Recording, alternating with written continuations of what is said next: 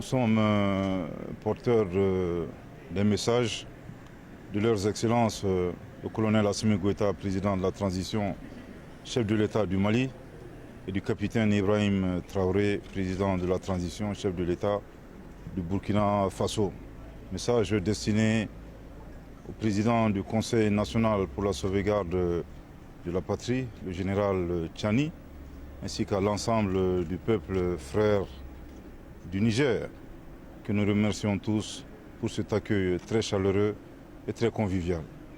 L'audience qui nous a été accordée par le président du Conseil national pour la sauvegarde de la patrie a porté globalement sur les principales décisions qui ont été prises par leurs excellences le colonel Assimi Goïta et son homologue du Burkina Faso, le capitaine Ibrahim Traoré, après les sanctions de la CEDEAO. Décision mentionnée dans le communiqué conjoint du 31 juillet 2023, notamment la solidarité très forte à l'endroit du peuple nigérien, avec lequel nous partageons à la fois l'histoire et la géographie, également le refus catégorique pour le Mali ainsi que le Burkina Faso d'exécuter ces sanctions illégales, illégitimes et inhumaines prises contre le peuple nigérien.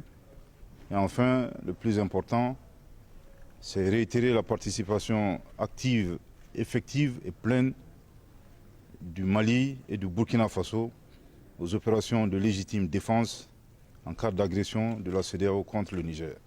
Je tiens ici à le préciser que toute intervention militaire contre la souveraineté d'un pays ne représente autre chose qu'une agression. Et bien entendu, agression que le Burkina Faso et le Mali rejettent catégoriquement.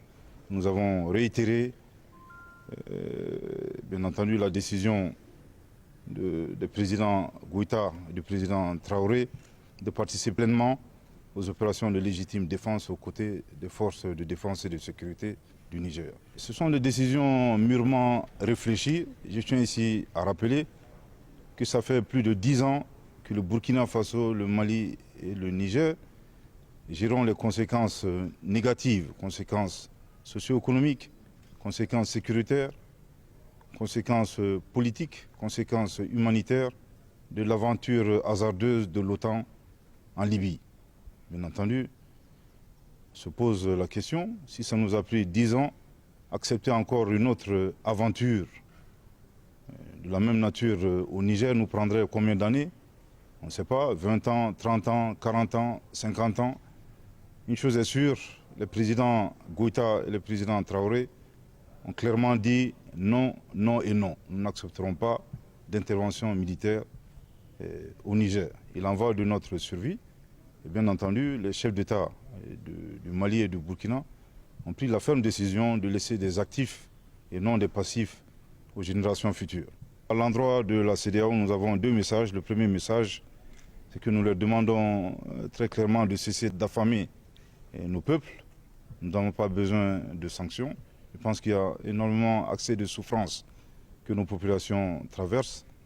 Le deuxième message, qui est également un message important, nous apprécions bien les ultimatums.